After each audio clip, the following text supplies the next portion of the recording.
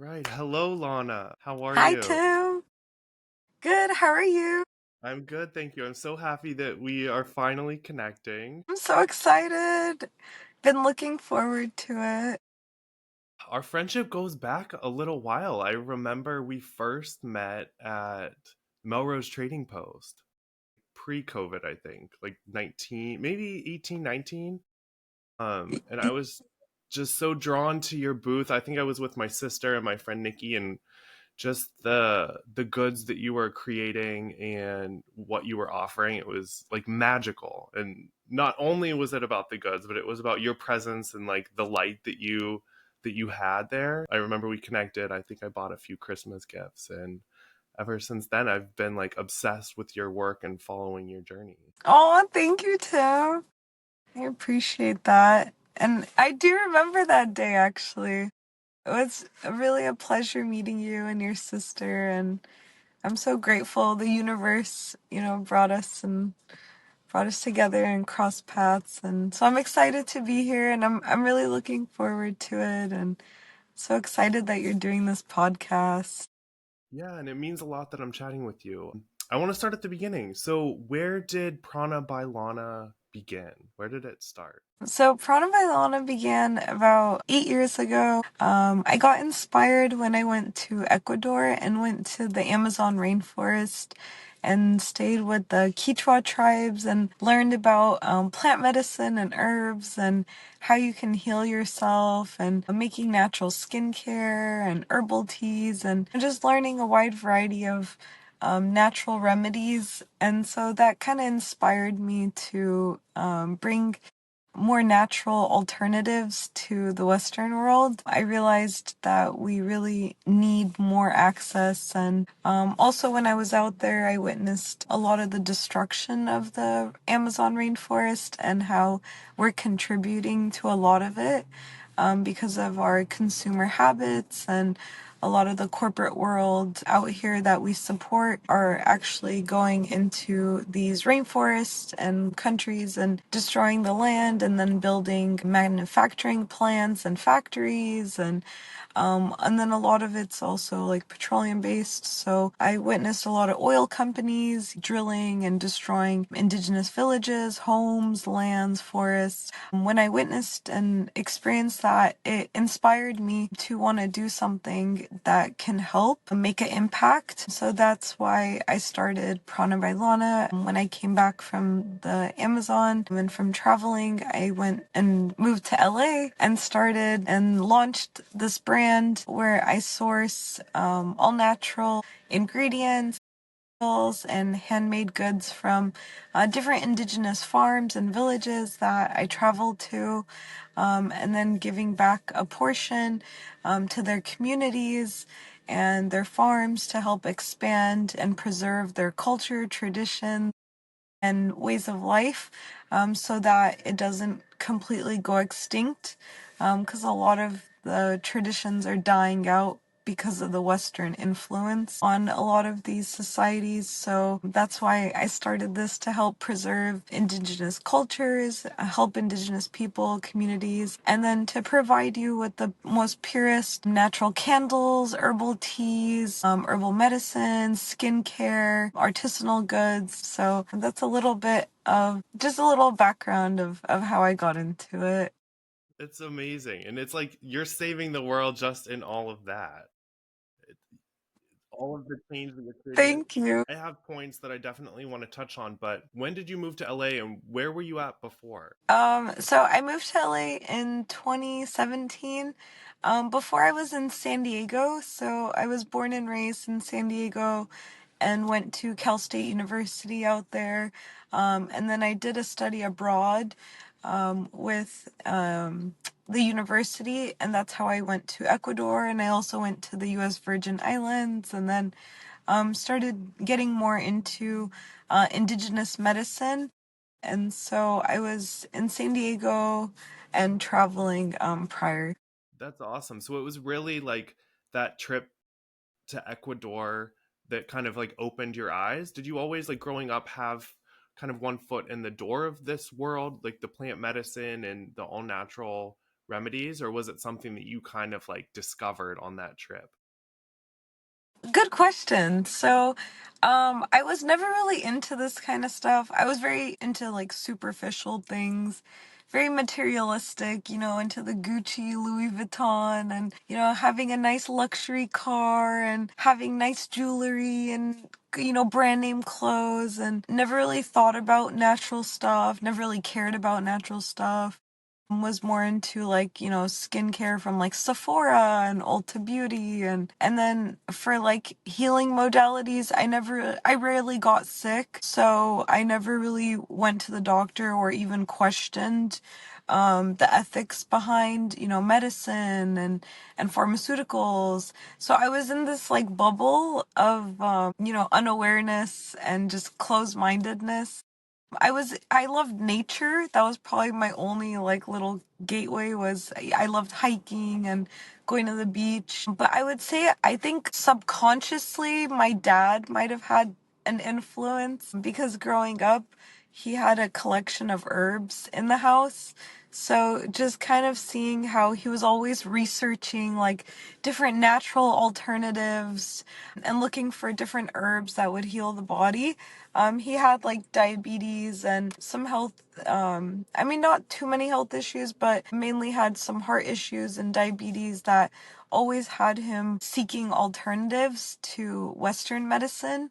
So I think that had some influence, but I never really looked into it, or he never really like, imposed it upon me. It was just kind of like there, and maybe, unconsciously that guided me. But I would definitely say when I was in Ecuador, my dad definitely had some inspiration as well, because when I was out there and sharing with him my experiences in the jungle and with these tribes and indigenous communities, he would tell me, well, why don't you go see what kind of herbs they have, and ask them, what kind of healing alternatives are there? Maybe see what they use for diabetics, for cancer patients, and so he kind of like planted that little seed that got me questioning, like, oh, yeah, what do these like indigenous people use? Like, they don't have hospitals, they don't have doctor offices, they're completely isolated. The closest city is like, 8 hours away. So, how do they cure themselves? How do they heal themselves? So then, my dad instilled a little bit of that. And then the program that I was in was called Ancestral Medicine. So that also kind of started getting me questioning, you know, uh, what is ancestral medicine, and what are herbs, and what are natural ways of healing, and why are we not exposed to this in the Western world, and why are we not learning about this? Why is this something that's hidden and isolated, and I have to fly like 10 hours and, drive 8 hours to the jungle to learn about this, So it got me into this thought process that I didn't have before, which I think kind of led, you know, one thing to another. Yeah, and it's beautiful to hear about this experience because it seems like so much shifted for you on that trip. And just being curious, you were able to find so many answers. So was it there that you kind of came up with this idea?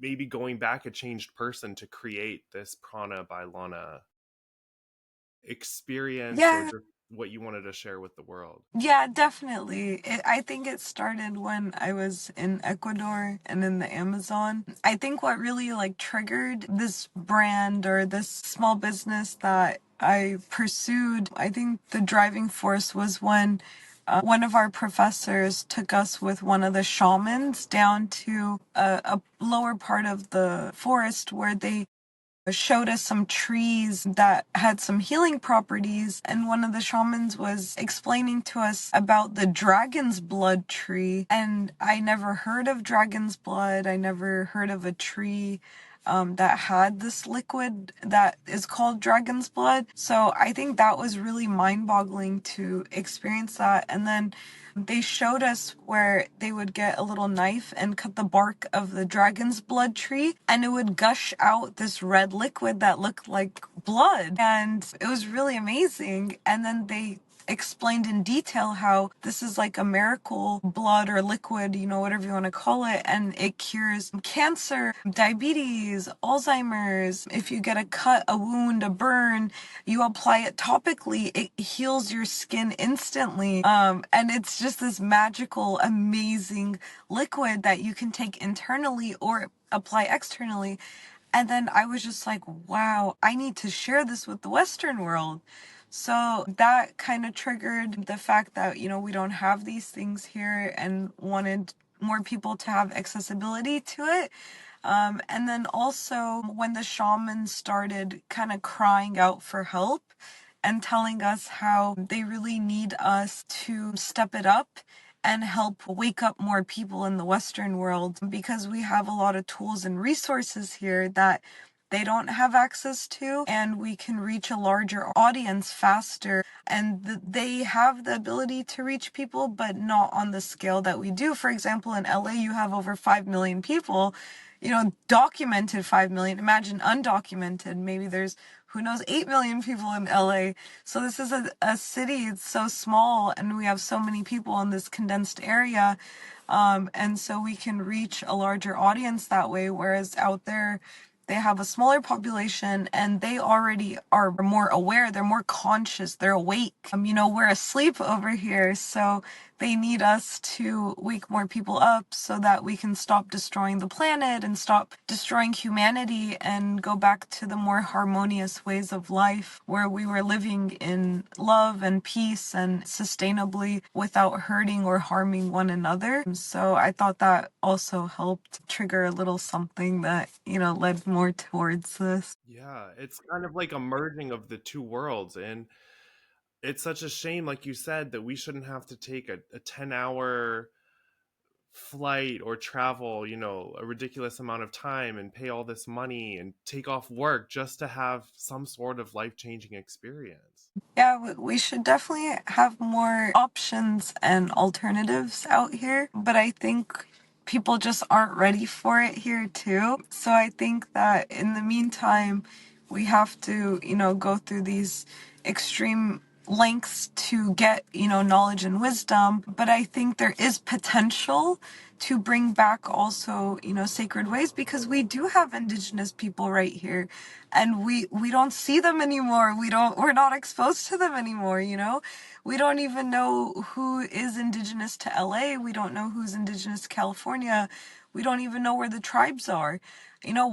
Why are they, like, for example, Anza Borrego, which is more towards San Diego area, a couple hours from LA, has like a very small populated indigenous tribe that's from California. And why is it that we don't, go visit them? Why aren't we exposed to them? Why are we not learning from them? Why is it nobody knows about them? So it's like we do have shamans here, very few that are left, very few that are known.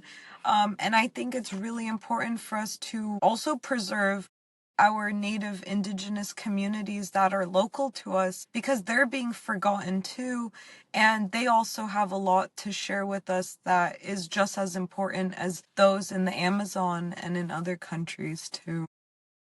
Yeah, 100%. And I think that you have a very special way of storytelling and sharing your experiences with your audience through your goods and through the services that you provide, just sharing some of the magic. And I wanted to read one of the captions that you had on one of your Instagram posts, because for me, Yeah. it's very magical. And I just wanted to share it. And I want you to just kind of share maybe some afterthoughts or any comments that you have on it too. Follow my journey with a local Mayan guide who guided me way up into the mountains to see the last remaining Mayan shaman of Honduras. It was a very bumpy and shaky dirt road going uphill over 1 hour up deep into the mountains of Honduras. All the fearful what ifs crossed my mind. What if this happens, or this, or that? Maybe I shouldn't have came. I should have stayed in my shop. I should be there making money. I should be ashamed of being out here alone with strangers. Anything could happen. All these negative, dark thoughts, the voices of my parents, teachers, friends, neighbors, family, etc. I had to let go of all of the voices in my head. I had to let go of my thoughts. I had to remove every inch of negativity and surrender fully. The only way to be is to surrender completely and trust the journey. The more I trust, the more spirit connects me with these tribes and communities, the more I am learning how we can help them and spread more awareness about them. Your purchase with us goes directly to these indigenous communities. I let spirit take over, trusting that this is where spirit needed me to be. I open my heart and open my mind and allow spirit to take over and guide me with love and light. I trust that those that are guiding are sent by spirit and are of the most highest light. The love this shaman shared with me was so beautiful. What an experience. So much love and gratitude. Everything we do is to help support Indigenous elders and to preserve their sacred ways of healing and ways of life. These communities have been around for thousands of years, and due to consumerism and corporate America taking over, they are slowly going extinct. They are completely disconnected from modern society. They don't utilize technology and they rarely leave their village. Some of them have never even been to the cities. Some of them don't ever want to be integrated into the grid of the city life. And some of them are so powerful and so connected that they can teleport themselves into the cities if needed. They have such powerful, ancient metaphysical capabilities. It's time for us to start tapping into our powers and activating our highest timelines. It's so powerful. It's so beautiful. Oh, And just to thanks. It hear, was actually nice sorry, go ahead. hearing that. I forgot. Sorry, I didn't mean to interrupt you. No, I was just going to say Go ahead. it's so beautiful to just hear how you weave this storytelling into sharing your experiences with people who are following you and who are following Prana by Lana, and just the intuitive nature of kind of showing up, whether you're scared or you have questions, and just the journey of that into kind of activating your highest timeline is such like a transcendence that I think is really beautiful. And you really highlight these indigenous elders and these shamans. And I think that it's really beautiful that you're sharing this with so many. Do you have any thoughts on that? Oh, thank you, Tim. Really means a lot. Yeah, I guess first I just want to thank you for sharing that and quoting that because a lot of the times I share things and forget. So it's nice to hear again a lot of these stories that I experience and try my best to share.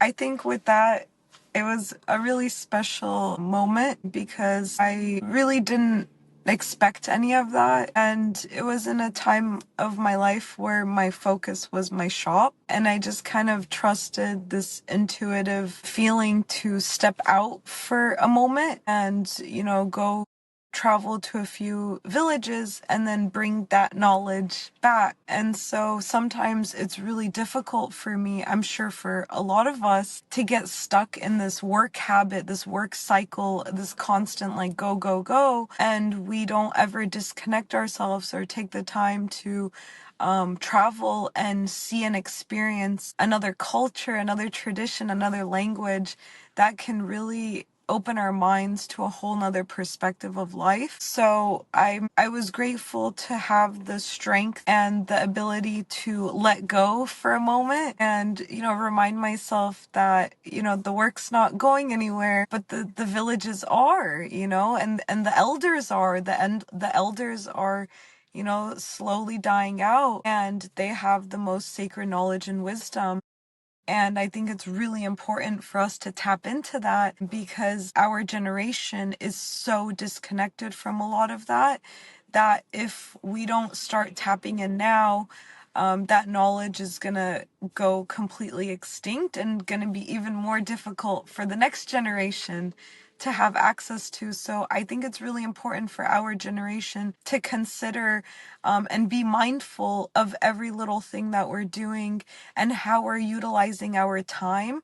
And I think it's really important for us to travel at least once a year. I mean, honestly, if not once a year, a couple times a year. And it is doable. It's not impossible where we get all this fear and get all this fogginess around traveling, and we, listen to the news and our parents and our siblings, and, everyone around us has an opinion of some sort, which is never going to be positive. Very rarely are you going to hear positive words of wisdom from someone around you. And if you do, that's someone you want to hold on to deeply in your life, because everyone has this fear, and this fear is embedded deep within the subconscious, and it's from our childhood, traumas and life traumas and everything. And so it lowers our self-esteem, it lowers our confidence, and it lowers our ability to think and see outside of the box. So I think it's really important for us to kind of quiet all the noise and all the chatter and everyone's opinions, which are very negative and most of the time are not true. And the likelihood and the probability of those things happening, like getting kidnapped or raped or held ransom for money or something bizarre, is a very, like, less than 1% probability. And if something were to happen, I truly believe that you manifest it in your mind.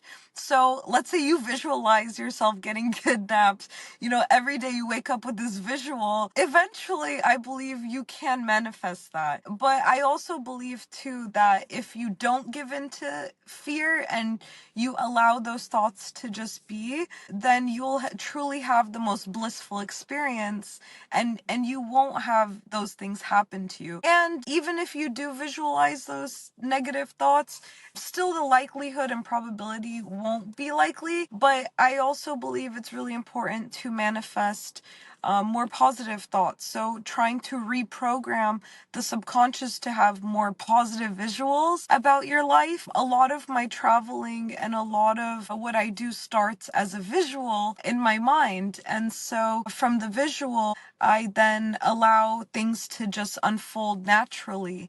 And sometimes we're not taught this concept, and in schools and at home, we don't have access to these ways of being. So we have to seek ways to try to learn and reprogram ourselves. So a lot of what has helped me is like breath work, meditation, different types of yoga, meditation. These things help to quiet some of that noise, and to be able to be in yourself and to embody yourself as you are. So I've allowed that to guide me, and I've had the most beautiful experiences. I've never had any, negative experiences. Everything has just unfolded in a way where it's everything that I had intended for. So I think it's also important for us to set intentions. So before I travel, before I visualize, I set intentions. And I think a lot of society has disconnected from setting intentions. And I think that's another really powerful tool that can then guide us more to these people, places, and things. That one example that you shared from Honduras was a really interesting experience, because I didn't plan to go to Honduras. It wasn't like, on my bucket list or checklist or like I want to go to a village in Honduras. I had been traveling to, I was on my way to Guatemala, and I was leaving El Salvador. And I thought, Honduras is right there. Well, why not stop by? So then, I flew to the main city and just got there. I think it was kind of late, and just, got the nearest hotel, stayed the night, and, set my intention for the next day. My intention was to find the nearest indigenous village, to see if they have any herbs, see if they have any handmade goods. And I set this intention in my heart, in my mind. I visualize it, I write it down. It's like a whole little ritual that I do every time, which is really important, because that will be the driving force that will guide you. The prayers, the love, the energy that's put out with your intention. And then I didn't really know what to expect with Honduras, but I guess it's a very dangerous place. So that night, I usually rent a car when I travel and I drive to these villages. But at the airport, they really didn't recommend it. And they said, Honduras is really dangerous. We don't want to rent you a car. And I've never had that happen before. So then I just kind of trusted that and then, just took taxis. And then when I took a taxi to the hotel and wanted to go explore by foot, the security guard stopped me and said, "Hey, I don't recommend you walking unless you want to get something bad happen." And I was like, "Wow, is it that, unsafe out here?" And he's like, "Yeah, I'll, guide you to someone that's a trusted taxi that can guide you with one of the locals to where you want to be." And so then the next day, this taxi driver picked me up and drove me like 5 hours to a little indigenous town called Copan in Honduras. And then, from there, one thing led to another, that led to another, that led to another. And, it was all just by chance. Like, if I, go in depth about this whole story, you won't even believe it, Tim, because it's just so bizarre the way everything unfolds. And it's just so beautiful. Like even the guy that took me to the shaman up in the mountains, I was just meditating at the pyramids and I was just, sitting there in prayer, meditation, and some guy pops up and he's like, "Are you meditating?" And he's like, "And you're barefoot. Are you into like, village stuff?" And I was like, "Yeah, I'm actually looking for an indigenous village." And he's like, "Can take you, there's a Mayan one nearby and I can take you tomorrow." This stranger I don't even know, but I'm just trusting him to take me to this random village that I don't even know what to expect from. And then so, next morning he's like, "Meet me at the church at this time." And they don't use cell phones and, they go based off of landmarks. And so that was really interesting too, because we're so connected to our phones and our GPSs and we're so dependent on that we forget that we're supposed to pay attention to landmarks and remember things based off the geography and the buildings and nature. And so I kind of just, followed that. And that's kind of how we went to this village up in the mountains. It was all dirt, there's no signs, there's no stoplights, there's no street names. And so it was interesting till I got to the shaman's house, and met with him and experienced the sacred knowledge and wisdom and ceremony from him, and brought back some of that and came and that's kind of how each trip unfolds. It's really beautiful. It's all just trusting the process and trusting that God and spirit and the universe will guide you as long as you have pure love and intention. That's beautiful. And I love just how it's such a progression, especially with that caption that I had read before, is it's in the beginning, it's all of these what ifs, it's these questions, it's other people's opinions and beliefs in your space and kind of in your energy field, but you're putting up this bubble and saying, I trust myself and I trust the higher beings to protect me and kind of guide me to show up where I'm meant to be. So I think that that's so beautiful. And then towards the end, you just describe how you had such a transformation and just this remarkable experience that unfolded before you that you had never even intended to have, which is so beautiful. Thank you. It was truly empowering as well.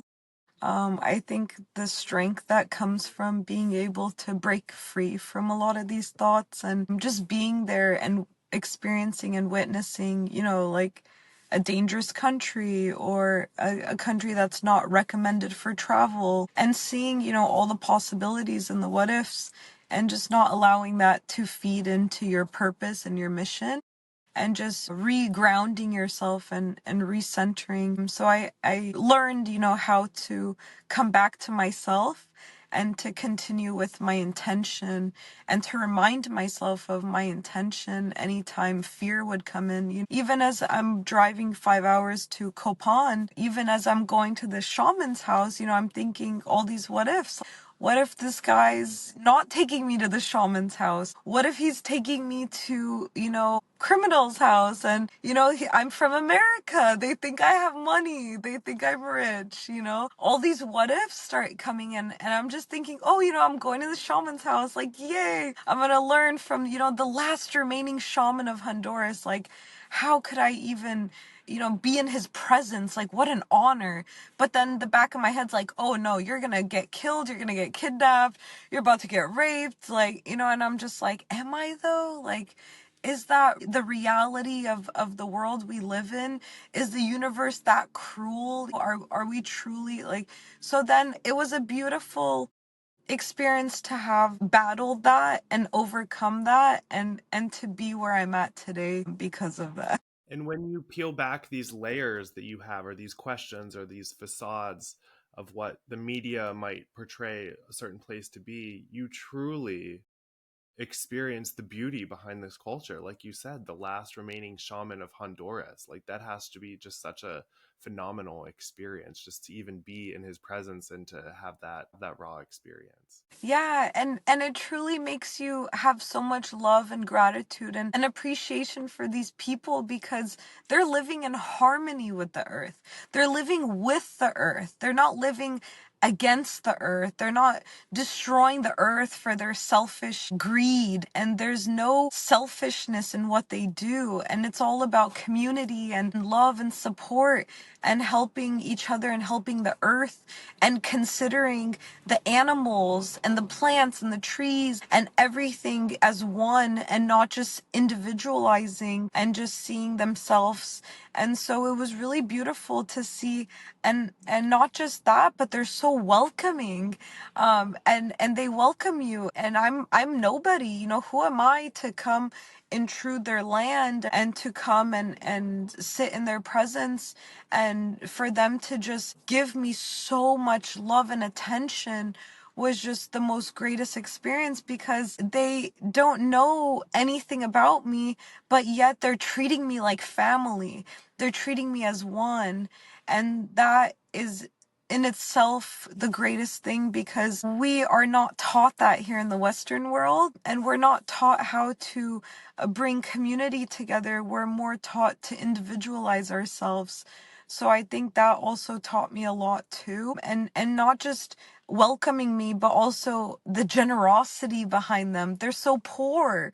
They don't have anything, Tim, and they're so happy and they're so giving, Like, they have the little amounts of fruit that they grow or the little amounts of crops, and everything they have, they share with you and give to you, and they don't expect anything in return.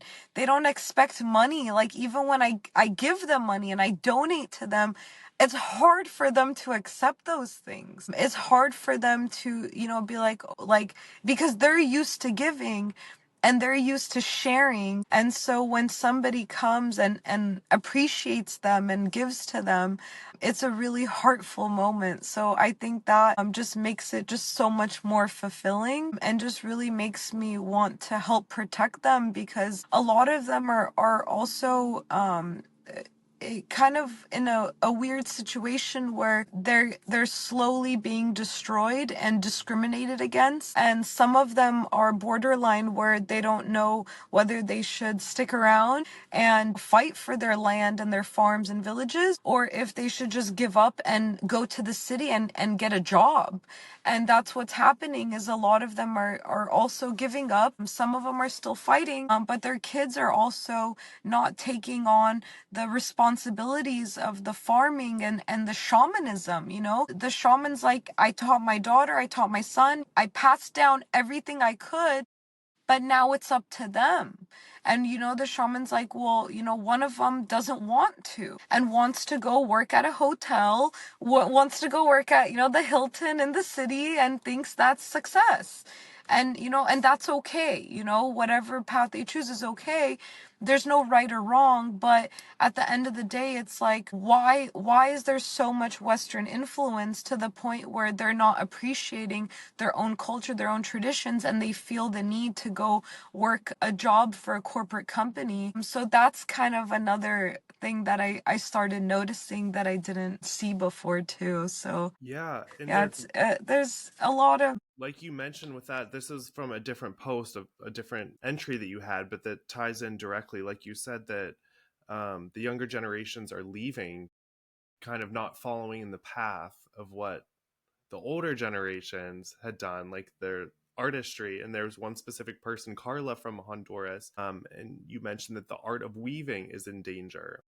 And the way that you describe it, it is also very beautiful. You said the arm and leg movements into the rhythm of the strings. Watching her kind of weave was almost like a form of therapy, a meditative experience, because you're just witnessing someone creating something out of love, out of joy, something that they put their heart and soul into, and to just see that kind of at risk of being lost is heartbreaking. Yeah, that's a really good point you mentioned, especially with the weaving. That's completely been died out.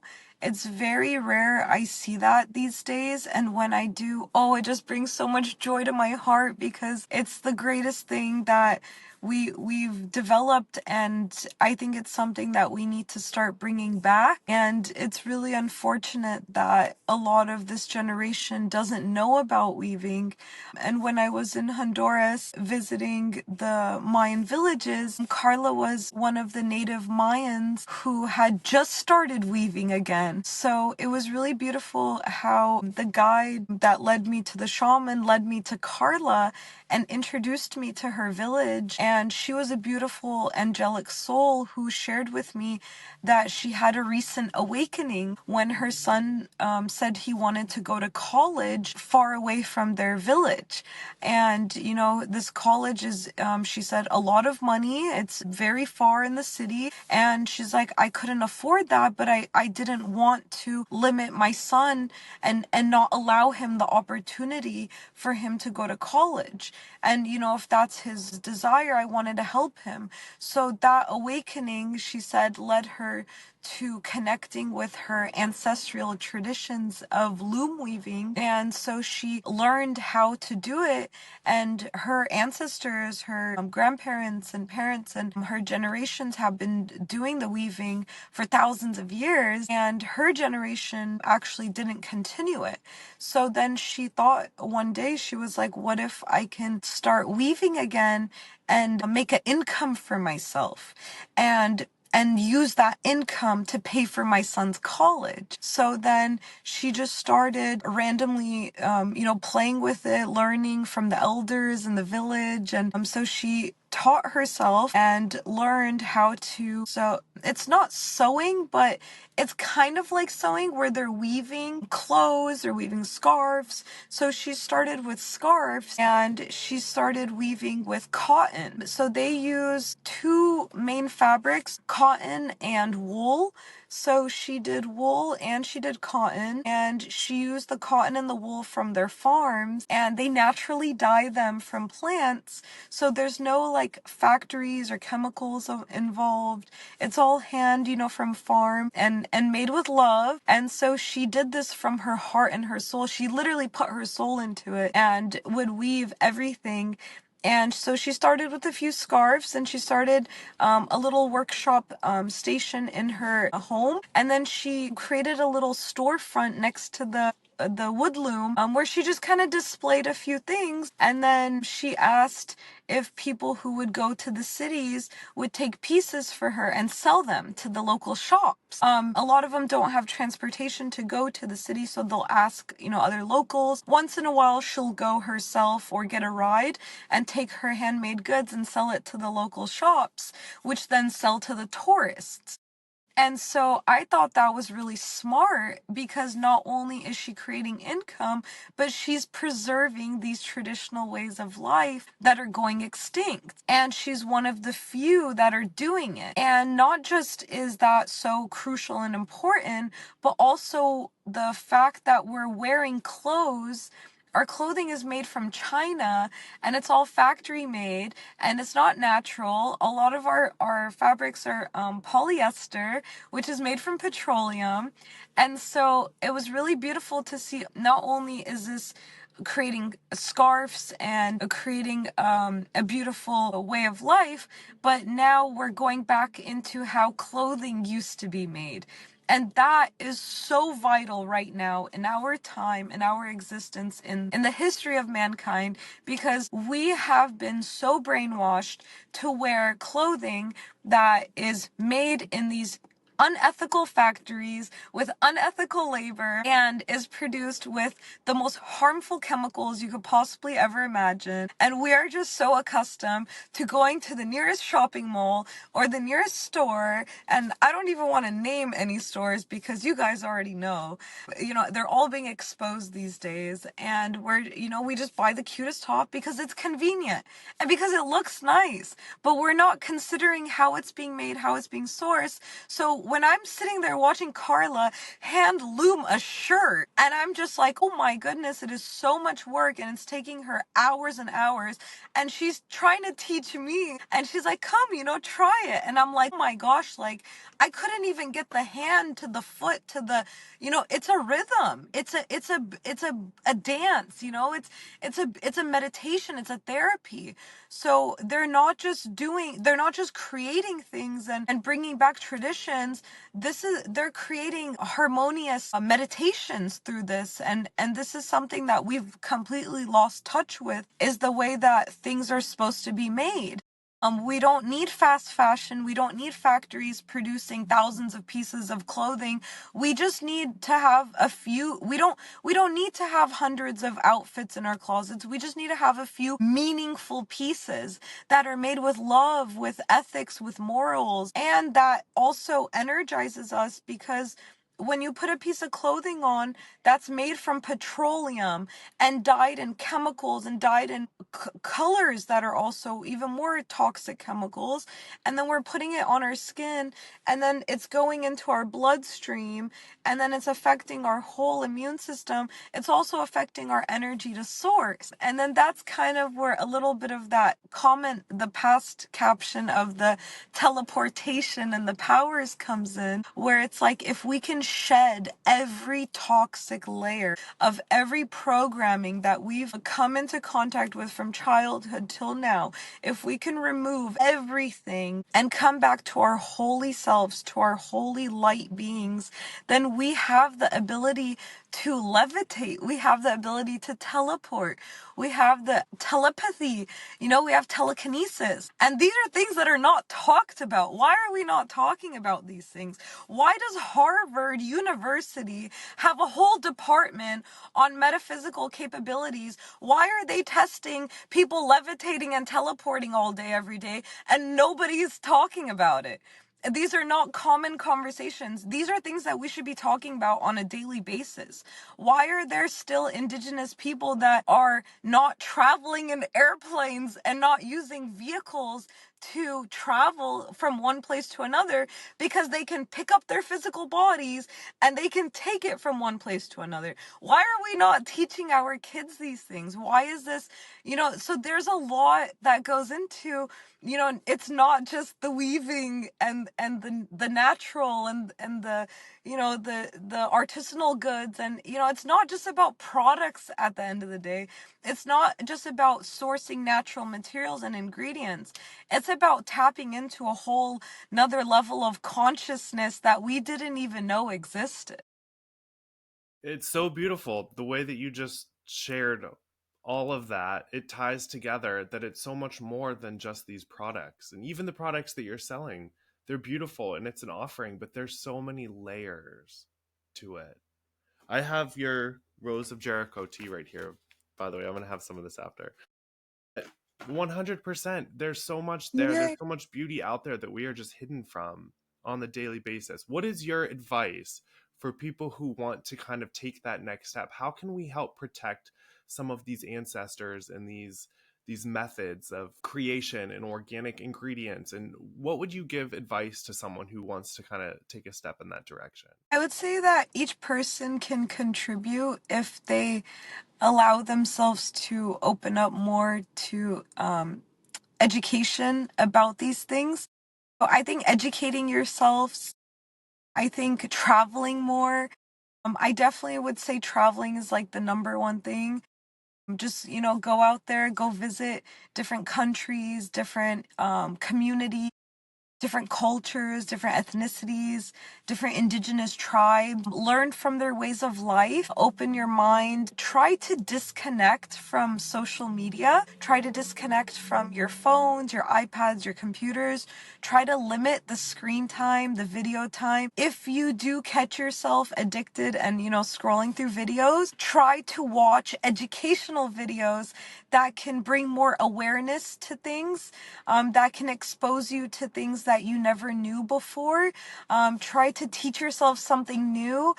Try to challenge yourself every day.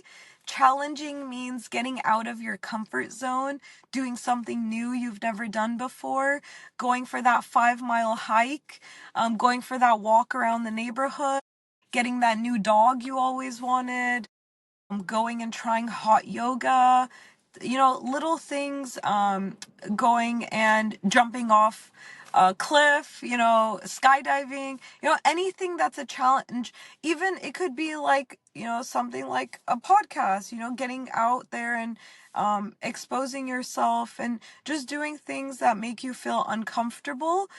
So that way you can build more self esteem and confidence to put yourself in more environments that can bring more awareness to help wake people up more. I think at the end of the day, it's just about how we can help each other have more awareness. And I think the more you guys can connect inwards and go more inwards and learn more about who you are, what your passions, what your love is, and how much you as a individual can contribute as a whole, then I think that can have the largest impact. And then also exposing yourself to farming, I would say, is the last thing.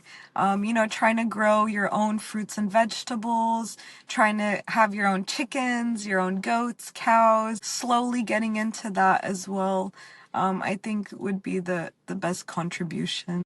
And I love that you mentioned just getting out of your comfort zone. Sometimes when people think of taking a trip, it is nice to go a state over and you learn something regardless, I believe, of every trip that you take somewhere. But there is something about going somewhere that you don't understand the culture, you might not speak the language, that you gain so much more from just traveling.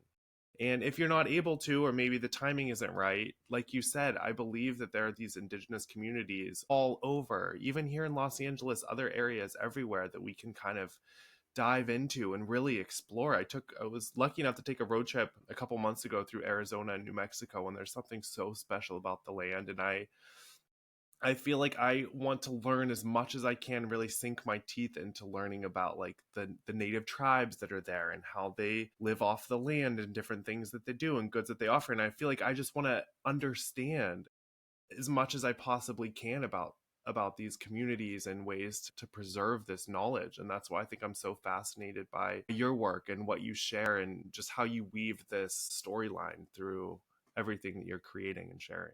Oh, thank you, Tim. What drew you to more indigenous cultures? And when you were going through like Arizona, New Mexico, did you get any opportunity to stay with any of them? So not specifically stay. A prior trip I had take a couple years ago, through, I want to say it was Williams. Um, there was like a tribal dance that me and my dad saw, and it was kind of on the side of the highway. And they had worn their traditional outfits, and they were just kind of doing like this dance together, and it was so beautiful. The sun was setting, and I just wanted to like take in the moment as much as I could. And I was thinking in that moment, like, how can we preserve this? How can we highlight and respect and do whatever we can to like kind of put this on the forefront instead of the ways that we're like programmed in our everyday life. So it is so powerful, and like you said, it might be out of our comfort zone or something we don't see or understand, but it's we need to understand, and we need to dive into it just to preserve these practices. Definitely. I think that's so beautiful. I love that you're more drawn to that. We definitely need more of that these days because a lot of people think, why should I care about indigenous people? Why should I care about indigenous communities and their practices? Like that doesn't pertain to me or that doesn't pertain to my field of work. But in actuality, it pertains to everyone because, the indigenous folks are actually the communities that are preserving the last remaining bit of nature, our jungles, our rainforests, our mountains, they're all dying out because corporations are destructing them, and they're building and they're constructing things that they shouldn't be doing. And the last remaining indigenous communities are the only ones protecting what's left. And not just are they protecting it, but they're actually fighting. There's a lot of them that are trying to fight for the land, and it's a constant battle every day. And so that also is important because we need nature to survive. We need to breathe in the oxygen, and we can't destroy all the trees, and we can't destroy all the rainforests and kill all the animals. That's not how we're designed to be. We're designed to coexist with nature. And we need to go back to nature and bring that harmony back. And a lot of them live in harmony, meaning like the clothes they wear, the food they eat, the toothpaste they make. They don't go to Target, Walmart, and buy Crest and Colgate and buy the best shampoo from like, Paul Mitchell or whatever brand they think, they're just picking some leaves and some herbs in their garden, and they're making some shampoo, and then, not just that, but they're asking plants for permission. And so I think that's another thing that I learned, for example, in the Amazon, was before they pick a plant, they ask the plant for permission. They say, hey, I'm going to use you for shampoo. I'm going to use you to wash my hair. Is it okay if I pick you? And then I asked one of the shamans, hey, can I pick some and ask for permission?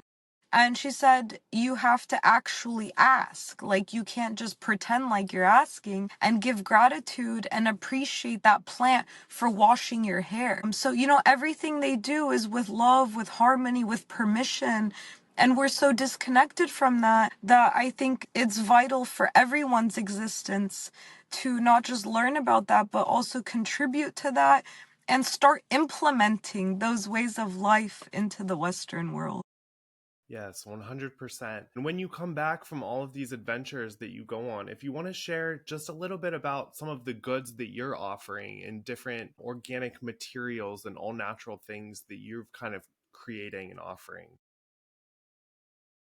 Yeah, so currently I'm not offering too many things like before because, everything burnt down in the LA fires. So my shop, all my inventory, all my products, packaging, jars, materials, everything burnt down. So I lost everything in the Palisades fire. I'm in a rebuilding transition phase right now. So I was offering a wide range of like natural artisanal goods, along with my natural skincare line, herbal teas, just like, the Rose of Jericho that you have. I also did like herbal medicine, natural shea butter candles. So a lot of amazing natural alternative goods. Currently, I'm offering again. I just started doing my natural shea butter candles. I started doing skincare again. So little by little, I just started making my toothpaste again, natural body oil, face oil, scrubs. I'm starting slowly with my teas again. So I just went to Mexico recently, right after the fires. And I went to some indigenous villages in Jalisco, near Guadalajara, and then I went to Monterrey and the state of Nayarit, and I went and stayed with the Wirarica tribes, and actually I was fortunate enough to do peyote with them as well, and sit in ceremony. And when I was in ceremony, was exposed to their culture and their artisanal handmade goods. So I was able to bring some of that back. So right now I have some of their beaded artworks, a little bit of their jewelry, some of their copal that they grow, some herbal teas. I just got some Rosa Jericho from them actually. So a little bit of chaya. So, little things here and there. So everything I have right now is just little batches that I collected from my recent trip. And I'm hoping to rebuild everything back up within the next couple months and open another retail shop. And so, everything's up in the air right now, but I'm hoping to relaunch everything and start sourcing more again. So I have, a little bit of everything in small batches that I mentioned for now, until, things get moving again. But yeah, so you can find me online right now at pranabylana.com. I have a little bit of the candles, skincare, a few herbal teas. Oh, I just brought back some real agave from like a real farm, from the tequila plant, the agave plant, where they make the agave from the root. So it's not like, your typical Costco agave or Ralph's agave. It's like real agave. A You can legit. taste and feel the difference. Yeah, so, little things like that you can find on my website. I'm doing markets and pop-ups right now in the meantime. We're back at the Melrose Trading Post on Sundays doing different festivals. Like this weekend we'll be in Santa Clarita. And then, stay tuned about our next retail shop that we'll be launching. And then I'm also doing candle making workshops. So, you can check it out online. And our next one will be in Costa Mesa. So, just different things right now as we kind of transition and guide through the ashes of, what we just experienced. And I want So, to so say I'm that's what we so have for sorry for the now. situation. It was heartbreaking. Just, I can only imagine. Well, thank you, Tim. I really appreciate it. But just that you have It was really devastating. a really strong community and a lot of support of people that really just kind of adore you and your offering. Oh, thank you. I really appreciate that. The community has been so amazing. The amount of love and support has just been so motivating and has encouraged me to continue this journey, because I really did want to give up. It was really depressing and, I was like, okay, do I give up? Is this the ending point? Is this where I stop? Or, do I fight and keep going? And so, I also had a little battle with myself through that and was able to overcome it and find the light within the dark, and find the beauty within this devastating experience, and was able to see it as a blessing in disguise rather than seeing myself as a victim to this fire. So I'm grateful for being able to experience it, overcome it, and I wouldn't have been able to do it without you guys, your love, your support, your positive words of wisdom, your guys' feedback, just everything, has just been so beautiful and just so encouraging and motivating to keep going. Yeah, and I'm so proud of you and just watching your adventures and where everywhere you've been and everywhere you're going to go. Do you have any final thoughts or anything that you'd like to share to kind of sum up what we talked about today? Well, just thank you again, Tim. I really appreciate you. I appreciate all that you're doing, and I hope that we can all come together and help support one another through these times. I think that we're going through a huge shift right now on Mother Earth, and I think that we really all need to come together. And I think it's beautiful what you're doing. You're not just, sharing knowledge and wisdom, but you're also helping bring community together again. And I think that's really important right now, for us to build community and help support each other through the transition of Earth. And I think that it's going to get a little bumpy again. And, there's going to be some more things coming through. But I think once we overcome these things, there's going to be a beautiful new Earth. And I think that the future is going to be a lot more positive than we think. And I think that thanks to you and others that are guiding forces, I think that things will be more loving and things will be a lot more beautiful in the end. Yes, I agree too. Now, how can my listeners or anyone tuning in find you on social media, your website, your offerings, pop-ups, anything like that? So you guys can find me at Prana by Lana on Instagram. TikTok is also Prana by Lana. My website is pranabylana.com. And follow me and stay tuned for what we have going on next through our journey. And stay connected if you want to be a part of our journey. Yay, thank you, Lana. Thank you so much, Tim. I appreciate you and have so much love and gratitude for you. Same. Thank you.